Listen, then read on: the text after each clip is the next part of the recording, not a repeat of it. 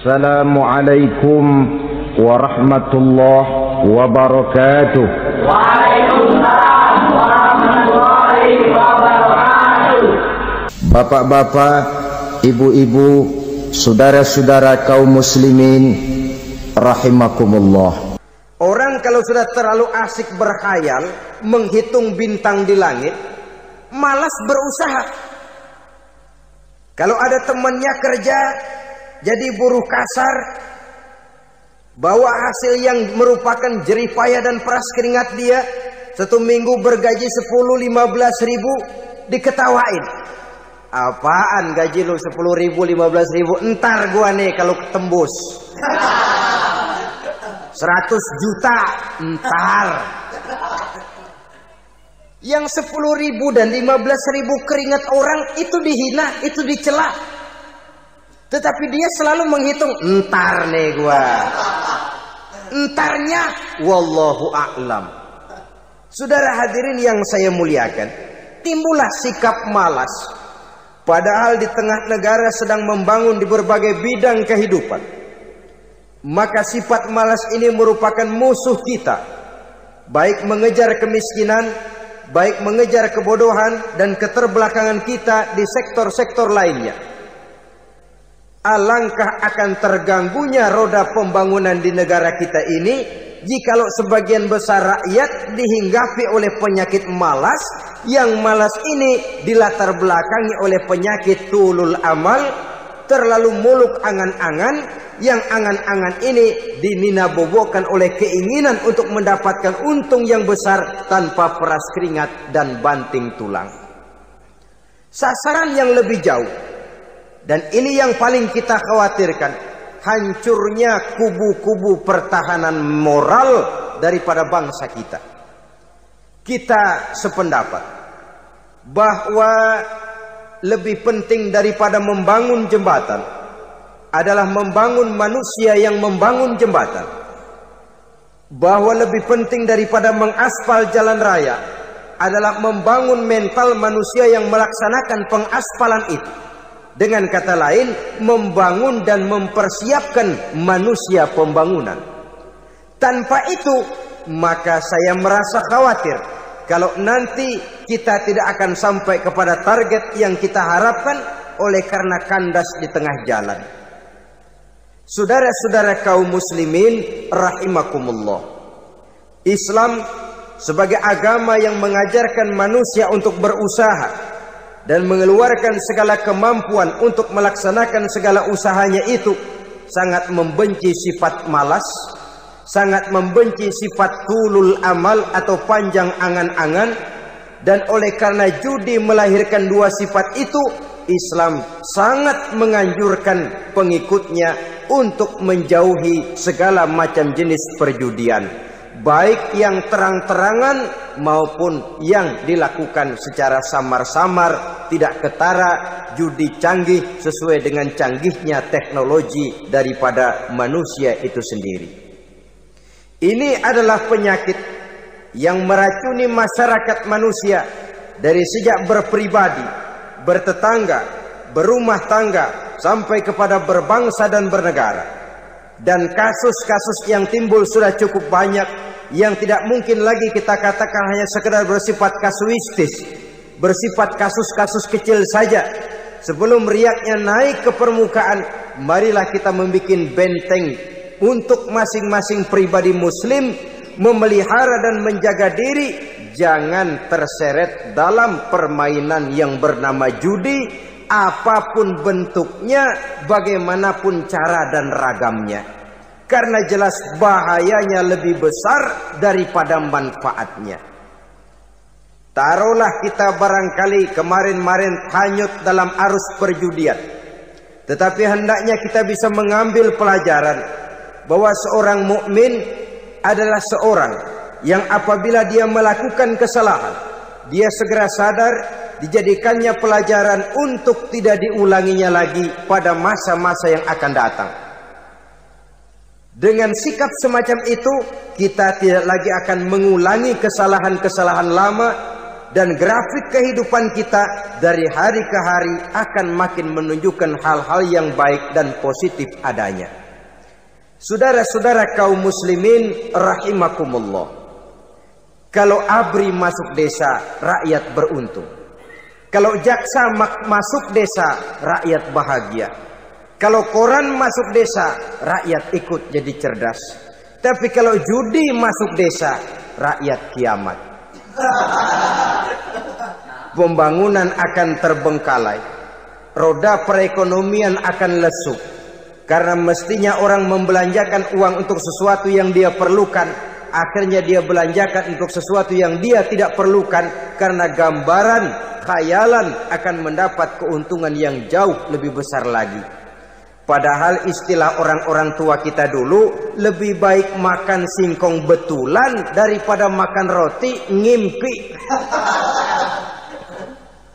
Artinya uang yang 1.000-2.000 rupiah itu lebih baik dibelikan beras, dimasak, makan bersama anak dan istri, terasa nikmat dan halalnya, ketimbang beli kertas lalu ngelamun, menghayal, menghitung yang bukan-bukan. Itu kertas dibolak madep ulon, dibolak madep mudik, diputar sana, diputar sini, akhirnya palanya ikut muter. Kira-kira apa yang cocok? Masih belum puas, kertas dilihat, orang gila ditanyain. Sudah tahu waras, orang gila yang ditanya. Masih belum puas, nanya orang gila, tidur di kuburan. Allahu Akbar. Padahal di rumahnya tempat tidurnya empuk, anget, nggak ada nyamuk. Kuburan, tidur di kuburan. Dampak-dampak negatif yang semacam ini pada gilirannya mau atau tidak mau akan menyeberang kepada garis akidah, membahayakan dan mengancam nilai-nilai tauhid yang kita miliki. Sudah kertas dibolak-balik, tidak puas, orang gila ditanya. Orang gila ditanya belum maram, tidur di kuburan. Barangkali ada bisikan. Saudara hadirin yang saya muliakan, memang walaupun wahyu sudah berhenti, tapi Allah masih memberikan ilham kepada hamba-hambanya yang dikehendakinya. Tetapi ilham itu bentuknya positif. Kalau saudara pagi-pagi berniat, tahu-tahu datang pikiran nanti malam mau ngaji, itu namanya ilham. Kalau saudara sedang merenung, tahu-tahu datang pikiran, saya mau sedekah, itu namanya ilham, bentuknya positif. Tapi kalau ngelamun, tahu-tahu datang pikiran, nomor sekian pasang, itu bukan ilham, itu belis.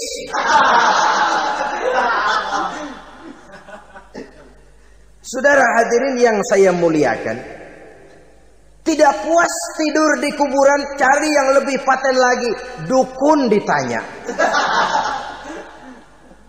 Nah, saya ingin menuduhkan persoalan. Apa tidak boleh orang ziarah kubur?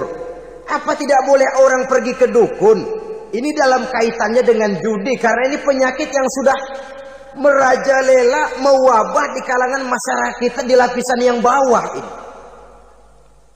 Saudara hadirin yang saya muliakan, ziarah kubur bukan saja boleh, malah dianjurkan oleh Nabi. Tetapi ziarah kubur yang dianjurkan oleh Nabi itu dengan tujuan pertama, agar orang ingat kepada mati. Kafa bil mauti wa'izah, kata Nabi. Cukup dengan mengingat mati menjadi pelajaran bagi kamu semua. Maka etikanya diajarkan, kalau saudara ziarah kubur, sampai di depan pintu kubur itu kan, Assalamualaikum ya ahlal kubur, wa inna insyaallahu bikum lahikun. Kami satu saat insya Allah pasti akan menyusul kamu. Kalau kamu sekarang berbaring di sini, satu saat kami akan berbaring di sini. Ziarah kubur mengingatkan orang kepada mati. Orang yang ingat kepada mati, gaya hidupnya lain dengan orang yang tidak ingat mati. Nah, orang kalau nggak ingat mati, gaya hidupnya nggak terkontrol. Kalau dia berkuasa, Fir'aun itu nggak ingat mati. Kalau dia kaya, Korun. Sudah gambarannya nggak merupakan gambaran-gambaran yang baik. Orang yang ingat mati, dia berkuasa, dia berlaku adil. Suatu saat saya akan mati dan ini akan dimintakan pertanggungan jawab. Orang kaya ingat mati, dia akan jadi pemurah. Kenapa? Kalau saya diberikan ilmu, pertanyaan akhirat cuma satu, ilmumu kau amalkan untuk apa? Kalau saya diberikan umur panjang, pertanyaan akhirat cuma satu, umurmu kau habiskan di mana? Tapi jikalau saya diberikan harta, pertanyaan akhirat ada dua, hartamu kau dapat dari mana, kau belanjakan kemana? Depannya ditanya, belakangnya ditanya, dapat dari mana, dibelanjain kemana? Sebab dua-duanya berkaitan dengan kegiatan. Kadang-kadang dapatnya dari jalan yang baik, tapi keluarnya ke tempat yang tidak baik, itu pun tidak betul. Atau dapatnya dari yang tidak baik, tapi dibelanjakan untuk yang baik, itu pun tidak bisa diterima. Oleh karenanya, dengan mengingat mati, gaya hidup seseorang jadi terkontrol karenanya. Yang kedua, dianjurkan kita untuk berziarah kubur itu mendoakan orang-orang yang sudah meninggal. Mal mayyitu fi qabrihi illa kal gharikil mutaghawis, kata Nabi. Orang yang sudah meninggal itu di alam barzakhnya adalah seperti orang yang tenggelam di lautan, menunggu doa dari keluarganya yang masih hidup. Apakah itu anaknya, kemenakannya, cucunya, dan lain sebagainya.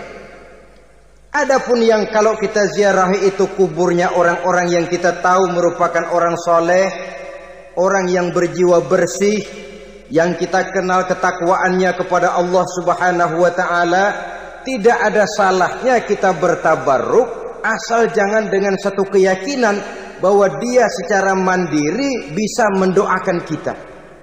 Dia hanya bisa melakukan itu hanya dengan izin Allah. Nah, umumnya orang kalau sudah ziarah ke kubur-kubur keramat itu Allahnya kelupaan. Itu yang dikhawatirkan merusak dan mengganggu akidah. Sehingga di awal-awal perkembangan Islam, Nabi pernah melarang orang ziarah kubur itu. Ini bisa kita simak dari hadis, kuntu nahaitukum an ziyaratil qabri fazuruha.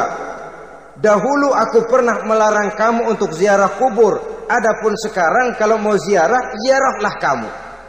Kata-kata dulu aku pernah melarang kamu itu menggambarkan bahwa pada permulaan perkembangan Islam, nilai keimanan para sahabat masih rapuh, masih lemah, masih memerlukan pembinaan.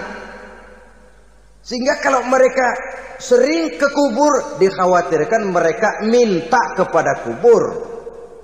Nah, tetapi tatkala nilai keimanannya sudah mapan, sudah kuat, kata Rasul, fazuruha. Adapun sekarang kalau mau pergi berziarah, ziarahlah kamu.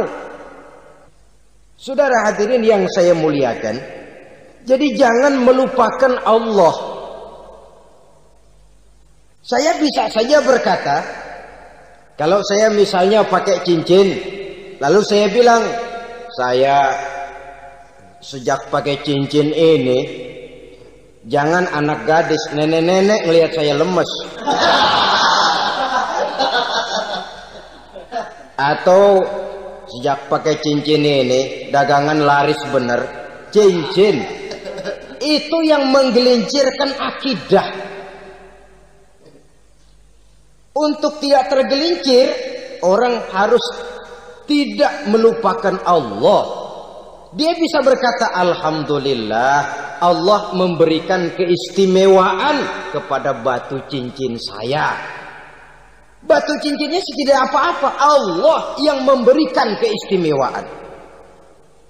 Ini dalam bentuk yang langsung. Dalam bentuk yang tidak langsung kita bisa lihat, misalnya kalau petani ditanya, oh, ini bisa panen besar ini rahasianya apa, Pak? Oh, pupuk urea, pupuk urea. Nah, Allah nomor 16. Seorang petani yang baik keimanannya, dia akan berkata, kami bisa panen besar karena izin Allah. Lah kalau pupuknya mah pakai pupuk urea, izin Allahnya dulu, baru kemudian pupuknya nyusul. Jadi sebenarnya bukan cuma pergi ke dukun yang bisa merusak keimanan, pergi ke dokter juga bisa loh merusak keimanan. Kalau berkeyakinan bahwa dokter itulah yang memberikan sembuh, kenapa akidah saudara tidak tergelincir karenanya? Dokter hanya memberikan obat dan resep, sembuh itu datangnya dari Allah. Ini yang diungkapkan lewat lisan Nabi Ibrahim alaihi salam, wa idza maridtu fahuwa yashfini. Apabila aku sakit, dialah Allah yang memberikan sembuh. Memberikan sembuh. Jangan juga menyalahartikan ayat ini. Ada ayat begini sakit terus nekat. Udah nggak usah berobat dah, memang penyakit dari Tuhan. Ntar waktunya baik ya baik ya. Udah ampek terus dah.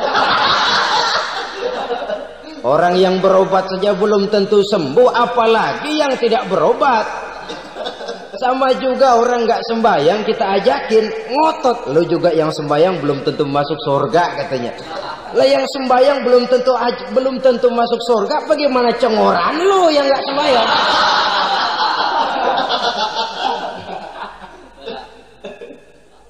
Saudara hadirin yang saya muliakan, kaum muslimin yang berbahagia.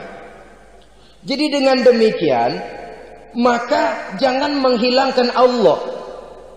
Kita, ajaran pokok dalam Islam adalah ajaran tentang tauhid. Nah, tauhid ini menyangkut mengesahkan Allah, baik di dalam zatnya, baik di dalam sifatnya, baik di dalam perbuatannya, baik di dalam beribadah kepadanya. Tauhid dalam ibadah itu ada.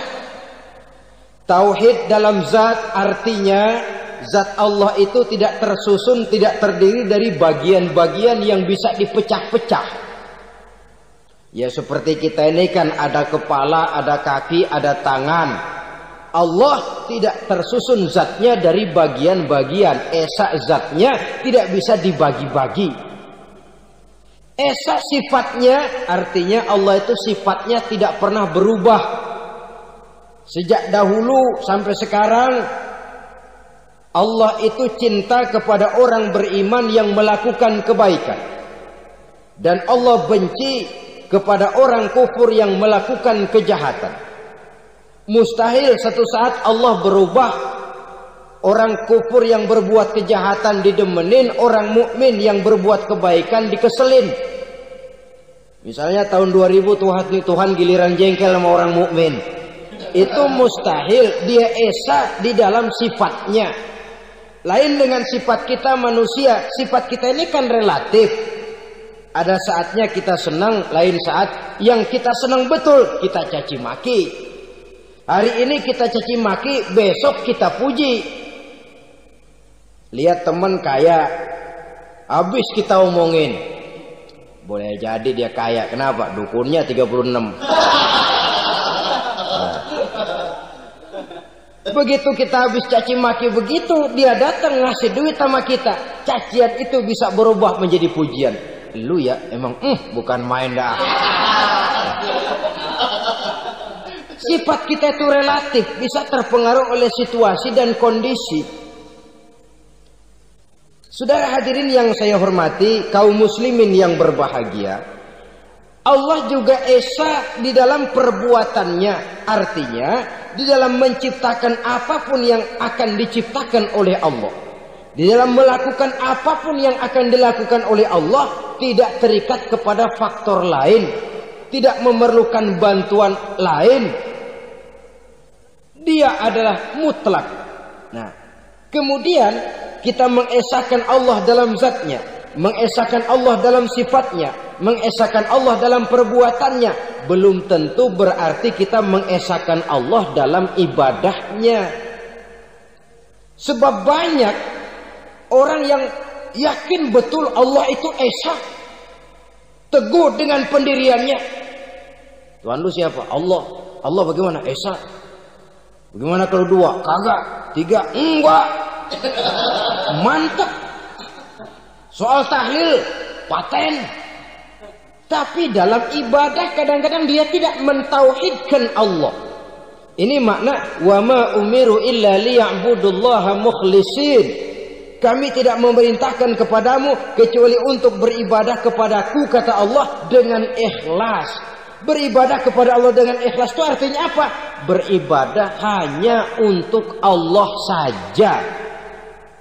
Nah, kalau hanya untuk Allah saja, lalu kita minta berdoa di depan kuburan orang yang soleh, apa syirik? Tidak syirik. Kalau kita berkeyakinan bahwa orang tempat kita memanjatkan doa itu hanya bisa mendoakan kita dengan izin Allah. Dia sendiri tidak punya kekuasaan apa-apa. Tanpa izin Allah, dia tidak bisa berbuat apa-apa. Itu tidak menyebabkan orang menjadi syirik. Sama saja dengan kalau saya berkata tadi, alhamdulillah Allah telah memberikan keistimewaan kepada batu cincin saya. Apa salahnya Allah memberikan keistimewaan kepada benda-benda mati? Allah memberikan keistimewaan kepada Hajar Aswad, benda mati. Allah memberikan keistimewaan kepada Masjidil Haram, benda mati. Allah memberikan keistimewaan kepada Ka'bah, benda mati.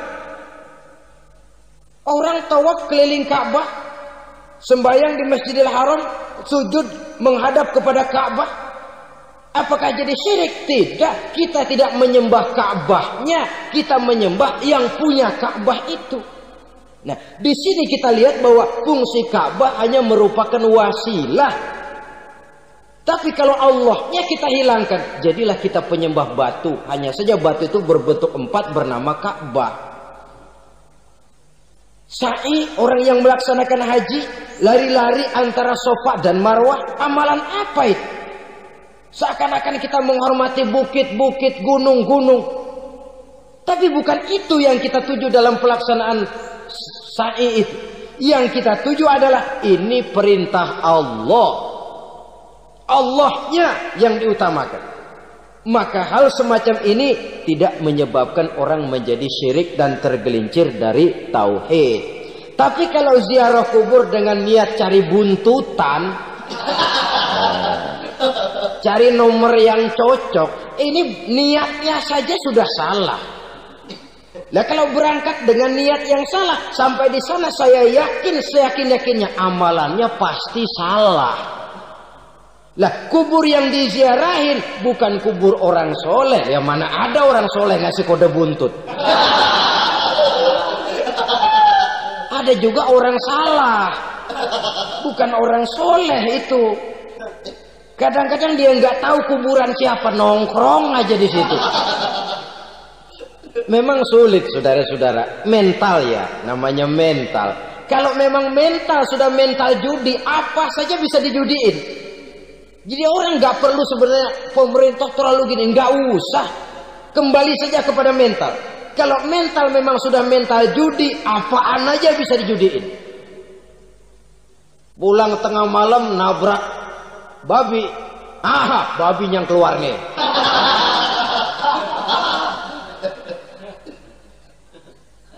Mobil lewat, nomornya bisa dijudiin. Bajai lewat, bajai bisa dijudiin. Mental. Kalau memang mental sudah mental judi, apapun saja bisa dijudikan. Saudara hadirin yang saya muliakan, lalu bagaimana dengan dukun? Ya, saudara hadirin, pergi ke dukun hakikatnya sama dengan pergi ke dokter. Orang berusaha melaksanakan yang namanya syariat, hakikatnya kembalikan kepada Allah. Syariatnya kita laksanakan. Tetapi, nah ini tetapi, yang pertama saudara harus tahu betul dukunnya itu bayang apa enggak, agamanya kuat apa enggak. Sebab ya tentu tidak ada dukun yang jelek, karena pada umumnya penyakit dukun itu kan nyohor, iklan lewat koleha-kolehanya. Kita bisul kecil datang, kita dukun, ini si kecil kemarin bisul kayak kelapa 5 menit baik. 5 menit padahal kemarin kagak ada yang datang. diolah sedemikian rupa supaya orang mantap. Jadi jangan asal sembarangan. Kadang-kadang lihat potongan dukunnya aja kita ngeri. Mukanya sudah kremot, nggak pernah tersentuh air wudhu. Jangankan air wudhu, mandi aja jarang. Yang kayak begini yang dipegang mati-matian, yang dipercayai habis-habisan, akan kita kemanakan tauhid kita ini? Apalagi kalau perginya sudah dengan niat mencari nomor yang jitu. Itu saya katakan lagi tadi, berangkat saja sudah dengan niat yang salah. Orang berusaha silakan. Sama juga kita ke dokter. Oleh dokter kan setelah diperiksa penyakit kita, lalu dianalisa, oh ini penyakitnya ini. Kemudian diberikan obat. Lah, obat itu kan tentu ada aturan minumnya tuh. Yang kapsul ini sehari 3 kali, yang tablet ini sehari 2 kali. Kalau kita minumnya kelebihan, overdosis namanya. Saking pengen cepet baik, sekali minum 10 tablet. Ya memang nggak sakit-sakit lagi, tapi nggak hidup sudah. Habis. Kita pun dalam melaksanakan amalan hidup beragama begitu.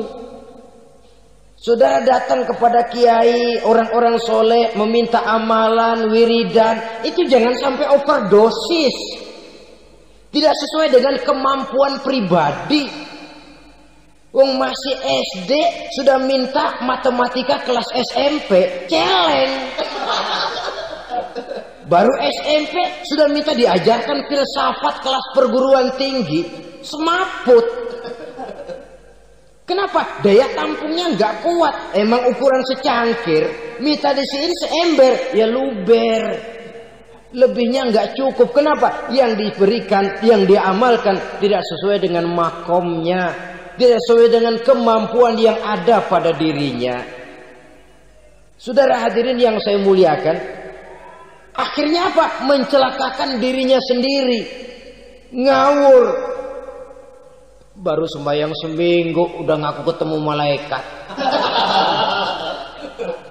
Oh, sembahyang ditemenin malaikat. Lah sembahyang baru seminggu mulai. Itu malaikat iseng amat. Ya walaupun kalau Allah izinkan tidak mustahil, tapi kan tidak logik. Orang yang melaksanakan ibadah puluhan tahun memerlukan riyadhah dan latihan, khusyuk dan tawadhu, penuh tazallul, merendahkan diri di hadapan Allah, belum tentu mendapat karunia yang semacam itu. Saudara hadirin yang saya muliakan, jadi dengan kata lain, yang pertama lihatlah dulu kualitas dukun yang akan saudara datangi itu. Ini kualitas black apa kualitas white? Aspal apa cat putih? Sehingga jangan sampai kita salah pilih. Sebab biasanya orang kalau sudah hanyut di kali, rumput pun dia pegangin. Dia tahu kalau rumput tidak akan bisa menahan bobot badannya, tapi karena posisinya posisi terjepit, rumput pun dia pegang. Ini satu gambaran psikologis betapa orang dalam keadaan panik, kepepet, kejepit, yang tidak mestinya dipegang pun akan dipegangnya juga. Walaupun dia tahu itu tidak akan bisa menahan bobot badannya, namun dipegangnya juga. Oleh karenanya, yang pertama, lihat dulu kualitas dukunnya. Yang kedua, saudara-saudara, jangan berkeyakinan bahwa dukun itulah yang memberikan permintaan saudara. Si dukun hanya bisa dengan izin Allah. Malas berusaha. Orang kalau sudah terlalu asik berkhayal, menghitung bintang di langit, malas berusaha. Kalau ada temannya kerja jadi buruh kasar, bawa hasil yang merupakan jerih payah dan peras keringat dia, 1 minggu bergaji 10-15 ribu, diketawain. Apaan gaji lu 10 ribu 15 ribu? Entar gua nih kalau tembus 100 juta entar. Yang 10.000 dan 15.000 keringat orang itu dihina, itu dicela. Tetapi dia selalu menghitung, entar nih gua. Entarnya, wallahu a'lam. Saudara hadirin yang saya muliakan, timbullah sikap malas. Padahal di tengah negara sedang membangun di berbagai bidang kehidupan. Maka sifat malas ini merupakan musuh kita. Baik mengejar kemiskinan, baik mengejar kebodohan dan keterbelakangan kita di sektor-sektor lainnya. Alangkah akan terganggunya roda pembangunan di negara kita ini jikalau sebagian besar rakyat dihinggapi oleh penyakit malas, yang malas ini dilatar belakangi oleh penyakit tulul amal, terlalu muluk angan-angan, yang angan-angan ini dininabobokan oleh keinginan untuk mendapatkan untung yang besar tanpa peras keringat dan banting tulang.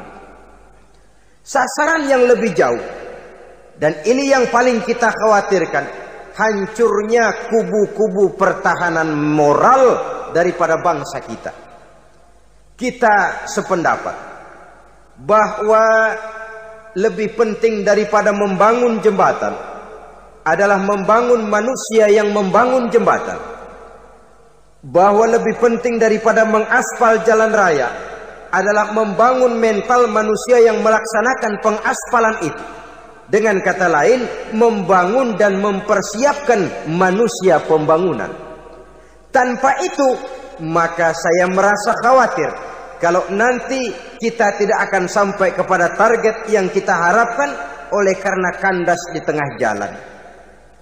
Saudara-saudara kaum muslimin rahimakumullah, Islam sebagai agama yang mengajarkan manusia untuk berusaha dan mengeluarkan segala kemampuan untuk melaksanakan segala usahanya itu, sangat membenci sifat malas, sangat membenci sifat tulul amal atau panjang angan-angan. Dan oleh karena judi melahirkan dua sifat itu, Islam sangat menganjurkan pengikutnya untuk menjauhi segala macam jenis perjudian, baik yang terang-terangan maupun yang dilakukan secara samar-samar, tidak ketara, judi canggih sesuai dengan canggihnya teknologi daripada manusia itu sendiri. Ini adalah penyakit yang meracuni masyarakat manusia dari sejak berpribadi, bertetangga, berumah tangga, sampai kepada berbangsa dan bernegara. Dan kasus-kasus yang timbul sudah cukup banyak, yang tidak mungkin lagi kita katakan hanya sekedar bersifat kasuistis, bersifat kasus-kasus kecil saja.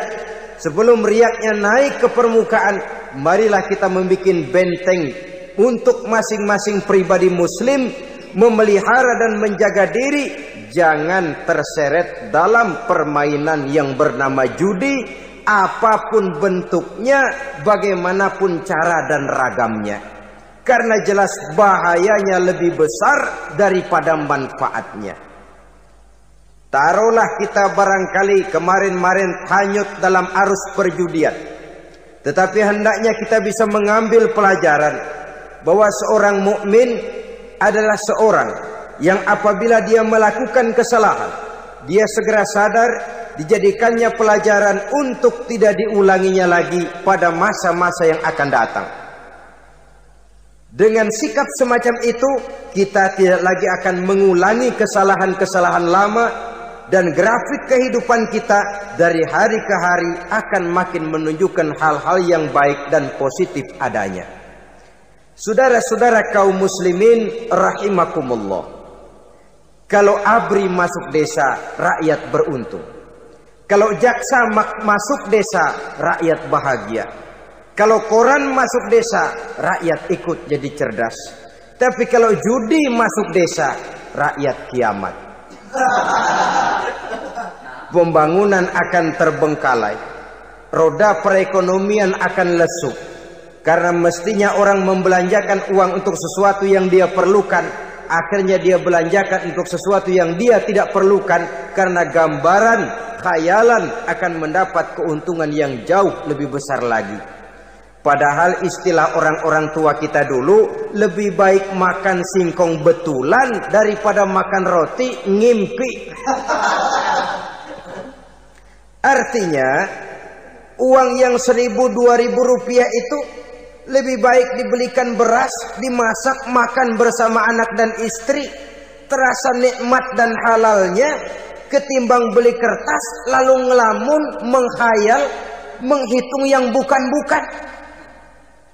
Itu kertas dibolak madep ulon, dibolak madep mudik, diputar sana, diputar sini, akhirnya palanya ikut muter. Kira-kira apa yang cocok? Masih belum puas, kertas dilihat, orang gila ditanyain.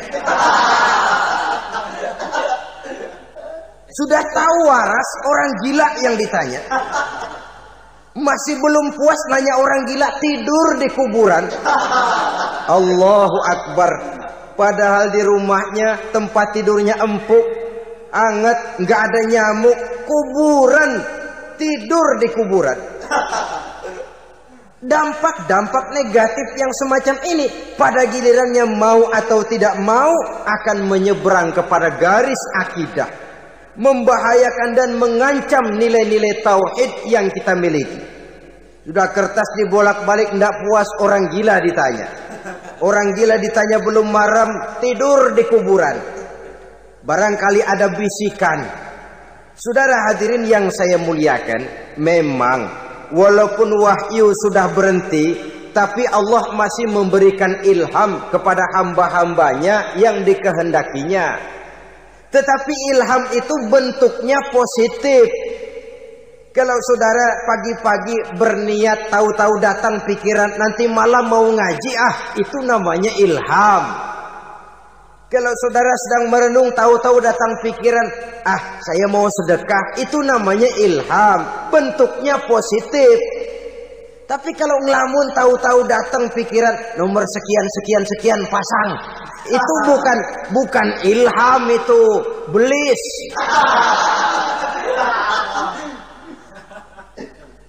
Saudara hadirin yang saya muliakan, tidak puas tidur di kuburan, cari yang lebih paten lagi, dukun ditanya. Nah, saya ingin menuduhkan persoalan. Apa tidak boleh orang ziarah kubur? Apa tidak boleh orang pergi ke dukun? Ini dalam kaitannya dengan judi, karena ini penyakit yang sudah merajalela, mewabah di kalangan masyarakat kita di lapisan yang bawah ini. Saudara hadirin yang saya muliakan, ziarah kubur bukan saja boleh, malah dianjurkan oleh Nabi. Tetapi ziarah kubur yang dianjurkan oleh Nabi itu dengan tujuan pertama, agar orang ingat kepada mati. Kafa bil mauti wa'izah, kata Nabi. Cukup dengan mengingat mati menjadi pelajaran bagi kamu semua. Maka etikanya diajarkan, kalau saudara ziarah kubur sampai di depan pintu kubur itu kan, Assalamualaikum ya ahlal kubur wa inna insyaallahu bikum lahikun. Kami satu saat insya Allah pasti akan menyusul kamu. Kalau kamu sekarang berbaring di sini, satu saat kami akan berbaring di sini. Ziarah kubur mengingatkan orang kepada mati. Orang yang ingat kepada mati, gaya hidupnya lain dengan orang yang tidak ingat mati. Nah, orang kalau nggak ingat mati, gaya hidupnya nggak terkontrol. Kalau dia berkuasa, Fir'aun, itu nggak ingat mati. Kalau dia kaya, Korun. Sudah gambarannya nggak merupakan gambaran-gambaran yang baik. Orang yang ingat mati, dia berkuasa, dia berlaku adil. Suatu saat saya akan mati dan ini akan dimintakan pertanggungan jawab. Orang kaya ingat mati, dia akan jadi pemurah. Kenapa? Kalau saya diberikan ilmu, pertanyaan akhirat cuma satu, ilmumu kau amalkan untuk apa? Kalau saya diberikan umur panjang, pertanyaan akhirat cuma satu, umurmu kau habiskan di mana? Tapi jikalau saya diberikan harta, pertanyaan akhirat ada dua, hartamu kau dapat dari mana, kau belanjakan kemana. Depannya ditanya, belakangnya ditanya. Dapat dari mana, dibelanjain kemana. Sebab dua-duanya berkaitan dengan kegiatan. Kadang-kadang dapatnya dari jalan yang baik, tapi keluarnya ke tempat yang tidak baik, itu pun tidak betul. Atau dapatnya dari yang tidak baik, tapi dibelanjakan untuk yang baik, itu pun tidak bisa diterima. Oleh karenanya, dengan mengingat mati, gaya hidup seseorang jadi terkontrol karenanya. Yang kedua, dianjurkan kita untuk berziarah kubur itu mendoakan orang-orang yang sudah meninggal. Mal mayyitu fi qabrihi illa kal gharikil mutaghawis, kata Nabi. Orang yang sudah meninggal itu di alam barzakhnya adalah seperti orang yang tenggelam di lautan, menunggu doa dari keluarganya yang masih hidup. Apakah itu anaknya, kemenakannya, cucunya, dan lain sebagainya.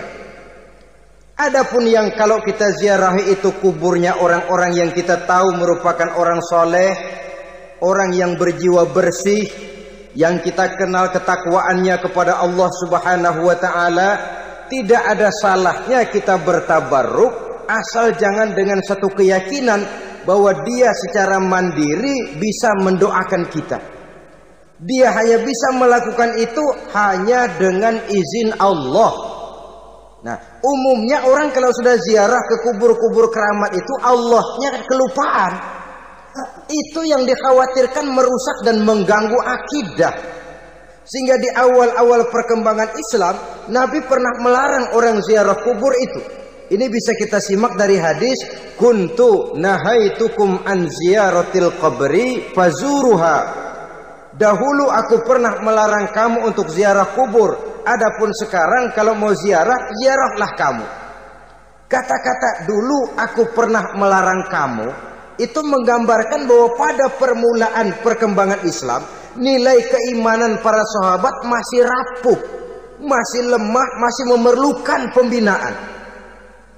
Sehingga kalau mereka sering ke kubur, dikhawatirkan mereka minta kepada kubur. Nah, tetapi tatkala nilai keimanannya sudah mapan, sudah kuat, kata Rasul, fazuruha. Adapun sekarang kalau mau pergi berziarah, ziarahlah kamu.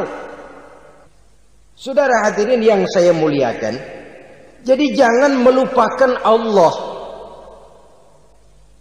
Saya bisa saja berkata, kalau saya misalnya pakai cincin, lalu saya bilang, saya sejak pakai cincin ini, jangan anak gadis, nenek-nenek ngelihat saya lemes.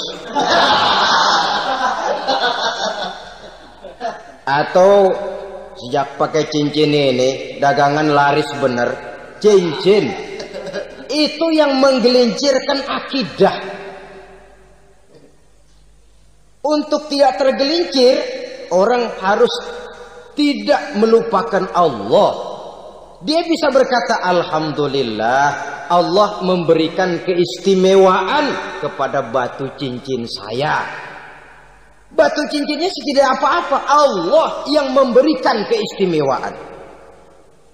Ini dalam bentuk yang langsung. Dalam bentuk yang tidak langsung kita bisa lihat, misalnya kalau petani ditanya, ini bisa panen besar ini rahasianya apa, Pak? Oh, pupuk urea, pupuk urea.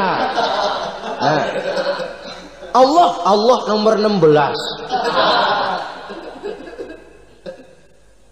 Seorang petani yang baik keimanannya, dia akan berkata, kami bisa panen besar karena izin Allah. Lah, kalau pupuknya mah pakai pupuk urea, izin Allahnya dahulu, baru kemudian pupuknya nyusul. Jadi sebenarnya bukan cuma pergi ke dukun yang bisa merusak keimanan, pergi ke dokter juga bisa loh merusak keimanan. Kalau berkeyakinan bahwa dokter itulah yang memberikan sembuh, kenapa akidah saudara tidak tergelincir karenanya? Dokter hanya memberikan obat dan resep, sembuh itu datangnya dari Allah. Ini yang diungkapkan lewat lisan Nabi Ibrahim alaihissalam, wa idza maridtu fahuwa yashfini. Apabila aku sakit, dialah Allah yang memberikan sembuh. memberikan sembuh. Jangan juga menyalahartikan ayat ini. Ada ayat begini sakit terus nekat. Udah nggak usah berobat dah, emang penyakit dari Tuhan. Ntar waktunya baik ya baik dah. Udah ampeg terus dah.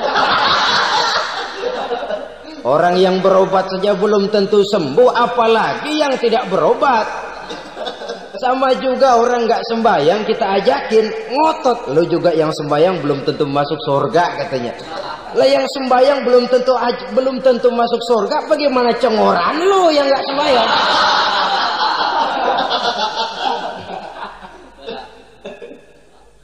Saudara hadirin yang saya muliakan, kaum muslimin yang berbahagia. Jadi dengan demikian, maka jangan menghilangkan Allah. Kita, ajaran pokok dalam Islam adalah ajaran tentang tauhid. Nah, tauhid ini menyangkut mengesahkan Allah, baik di dalam zatnya, baik di dalam sifatnya, baik di dalam perbuatannya, baik di dalam beribadah kepadanya. Tauhid dalam ibadah itu ada. Tauhid dalam zat artinya zat Allah itu tidak tersusun, tidak terdiri dari bagian-bagian yang bisa dipecah-pecah. Ya seperti kita ini kan ada kepala, ada kaki, ada tangan. Allah tidak tersusun zatnya dari bagian-bagian. Esa zatnya tidak bisa dibagi-bagi. Esa sifatnya artinya Allah itu sifatnya tidak pernah berubah. Sejak dahulu sampai sekarang Allah itu cinta kepada orang beriman yang melakukan kebaikan. Dan Allah benci kepada orang kufur yang melakukan kejahatan. Mustahil satu saat Allah berubah. Orang kufur yang berbuat kejahatan didemenin, orang mukmin yang berbuat kebaikan dikeselin. Misalnya tahun 2000 Tuhan giliran jengkel sama orang mukmin. Itu mustahil, dia esa di dalam sifatnya. Lain dengan sifat kita manusia. Sifat kita ini kan relatif. Ada saatnya kita senang, lain saat yang kita senang betul kita caci maki. Hari ini kita caci maki, besok kita puji. Lihat teman kaya, habis kita omongin. Boleh jadi dia kaya, kenapa? Dukunnya 36. Begitu kita habis caci maki begitu, dia datang ngasih duit sama kita. Cacian itu bisa berubah menjadi pujian. Lu ya emang bukan main dah. Sifat kita itu relatif, bisa terpengaruh oleh situasi dan kondisi. Saudara hadirin yang saya hormati, kaum muslimin yang berbahagia. Allah juga esa di dalam perbuatannya. Artinya di dalam menciptakan apapun yang akan diciptakan oleh Allah, di dalam melakukan apapun yang akan dilakukan oleh Allah, tidak terikat kepada faktor lain, tidak memerlukan bantuan lain. Dia adalah mutlak. Nah, kemudian kita mengesahkan Allah dalam zatnya, mengesahkan Allah dalam sifatnya, mengesahkan Allah dalam perbuatannya. Belum tentu berarti kita mengesahkan Allah dalam ibadahnya. Sebab banyak orang yang yakin betul Allah itu esa, teguh dengan pendiriannya. Tuhan lu siapa? Allah. Allah bagaimana? Esa. Bagaimana kalau 2? Kagak. 3? Enggak. Mantap. Soal tahlil paten. Tapi dalam ibadah kadang-kadang dia tidak mentauhidkan Allah. Ini makna wa ma umiru illa liya'budullaha mukhlisin. Kami tidak memerintahkan kepadamu kecuali untuk beribadah kepadaku, kata Allah, dengan ikhlas. Beribadah kepada Allah dengan ikhlas itu artinya apa? Beribadah hanya untuk Allah saja.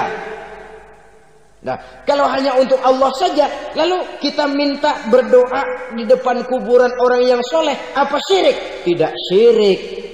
Kalau kita berkeyakinan bahwa orang tempat kita memanjatkan doa itu hanya bisa mendoakan kita dengan izin Allah. Dia sendiri tidak punya kekuasaan apa-apa. Tanpa izin Allah dia tidak bisa berbuat apa-apa. Itu tidak menyebabkan orang menjadi syirik. Sama saja dengan kalau saya berkata tadi, alhamdulillah Allah telah memberikan keistimewaan kepada batu cincin saya. Apa salahnya Allah memberikan keistimewaan kepada benda-benda mati? Allah memberikan keistimewaan kepada Hajar Aswad, benda mati. Allah memberikan keistimewaan kepada Masjidil Haram, benda mati. Allah memberikan keistimewaan kepada Ka'bah, benda mati. Orang tawaf keliling Ka'bah, sembahyang di Masjidil Haram, sujud menghadap kepada Ka'bah. Apakah jadi syirik? Tidak. Kita tidak menyembah Ka'bahnya, kita menyembah yang